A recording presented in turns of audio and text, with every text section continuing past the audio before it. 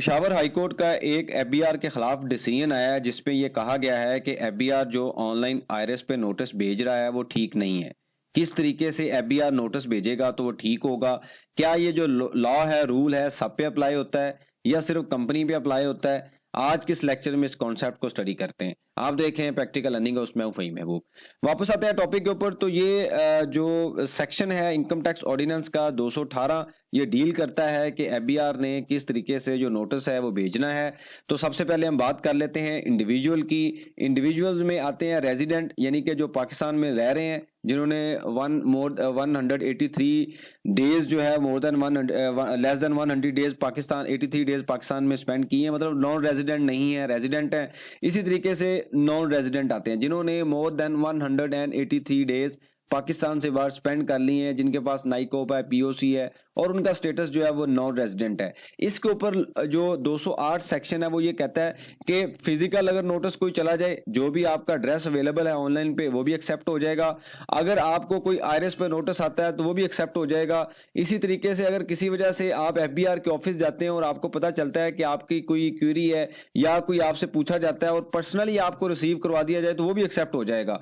और आखिरी जो तरीका है, जैसे कोर्ट के कोई समन आते हैं तो उसके थ्रू अगर आपको ये रिसीव होगा तो वो भी एक्सेप्टेबल होगा। मतलब ये है कि अगर कोई इंडिविजुअल है और वो रेजिडेंट है या नॉन रेजिडेंट है तो ये 4 तरीकों से आपको नोटिस रिसीव होगा, तो उसको आप कह सकते हैं कि ये नोटिस वैलिड है। और इसमें जो सबसे जरूरी चीज थी वो थी आईआरएस का नोटिस, कि आईआरएस पे अगर फिजिकल नोटिस नहीं भी आता, 2-4 दिन 5 दिन लेट आता है, लेकिन आईआरएस पे नोटिस पहले आ जाता है, तो वो डेट जो आईआरएस पे आई होगी फिजिकल पे भी वही डेट होगी, लेकिन नॉर्मली कोरियर करते हुए टाइम लगता है, 3-4 दिन 5 दिन भी लग जाते हैं सम टाइम, क्योंकि ये पोस्ट ऑफिस के थ्रू करवाते हैं जो गवर्नमेंट का अदारा है। उसकी वजह से मोस्टली जो नोटिस हैं वो लेट रिसीव होते हैं या सम टाइम रिसीव भी नहीं होते। तो इस वजह से अगर आप इंडिविजुअल हैं, रेजिडेंट हैं या नॉन रेजिडेंट हैं तो तकरीबन हर हफ्ते या 15 दिन के बाद अपना जो आईआरएस है उसको लाजमी लॉग इन किया करें या अपनी ईमेल एड्रेस को देखा करें। वहां पे अगर कोई आईआरएस में नोटिस आएगा तो आपको ईमेल पे भी रिसीव हो जाता है। अब बात आता है कि जी अगर आप कंपनी है या एओपी है, वहां पे बात की गई है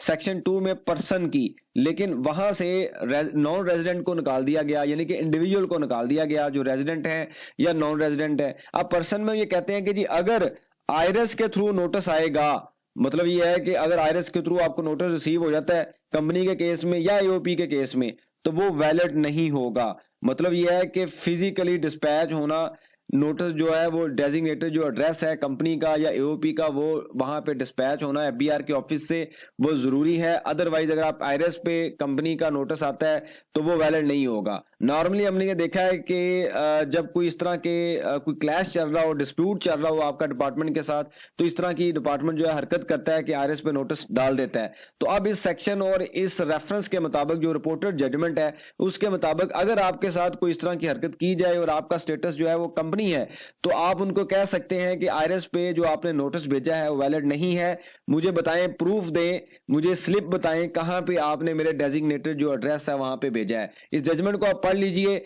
और इन केस अगर आप इंडिविजुअल हैं, रेजिडेंट हैं या नॉन रेजिडेंट हैं तो आपके लिए 4 तरीके जो मैंने ऊपर बता दिए हैं ये वैलिड है।